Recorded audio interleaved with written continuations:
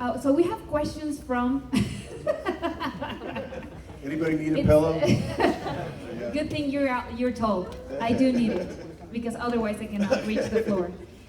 So I'm going to explain to you what's going on here. We have people from the press, we have winners from our radio station, we have special guests, we have plenty of questions here. What I did for this masterclass is that I divided it in 3 big parts. One is your beginnings, because I mean we're here. I think you have a lot of stories to tell. Beginning and the end, all at once. Yes, definitely. But before we do this, I would like to make a proper introduction for these people who's here. Creo que está de más decirles quién está con nosotros, pero está con nosotros un hombre que ha hecho de su estética una forma de vida, que a todos nosotros nos ha hecho sentir que está bien ser diferentes, que nos ha regalado historias que nos han hecho llorar, que nos han hecho reír, que nos han hecho cuestionarnos qué hay después de la vida, que ha escrito libros como The Melancholy Death of Oyster Boy and Other Stories, historias como El extraño mundo de Jack, ha dirigido películas como Batman, Beetlejuice, El joven manos de tijera, Mars Attacks, Alicia en el País de las Maravillas, y no podría terminar. Un aplauso para Tim Burton, por favor.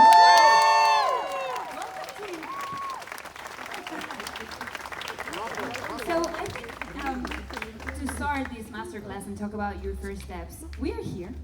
And I know a place like this used to be your playground when you were a kid. In Burbank, yes. I mean, I always found going to the cemetery is very peaceful, very creative.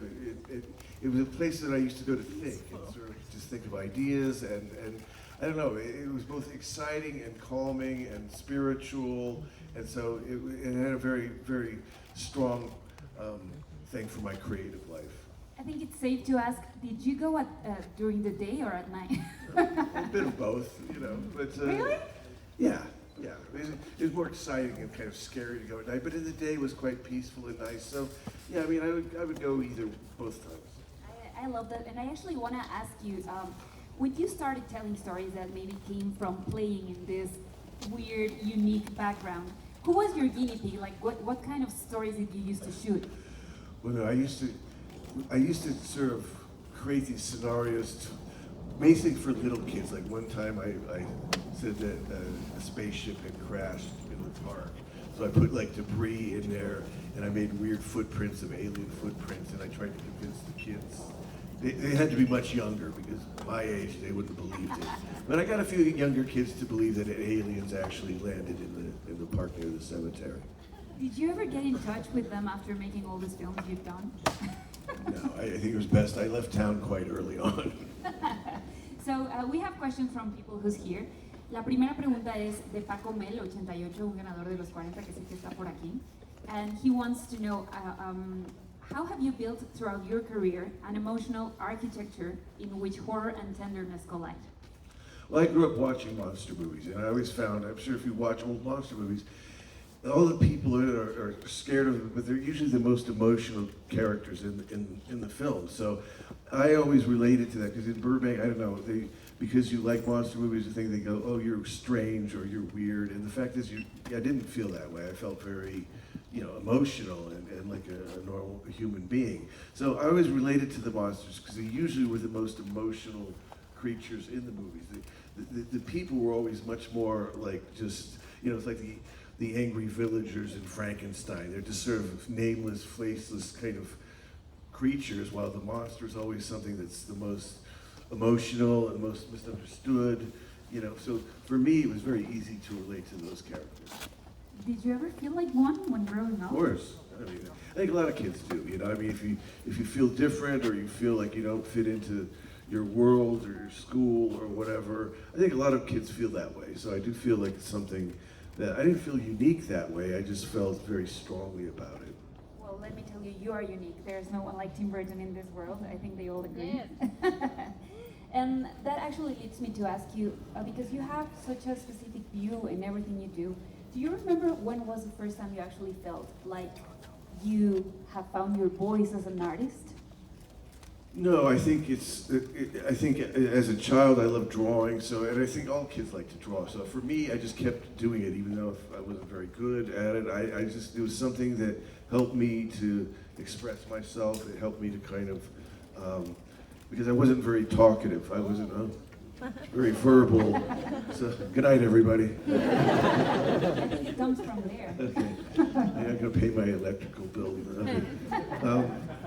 So yeah, I just found that drawing was very much just a part of helping me to sort of think of ideas and help get out of my body, and you know, because I didn't speak very much. So even though, so I just kept doing that. So for me, it was always kind of a therapeutic way to explore ideas.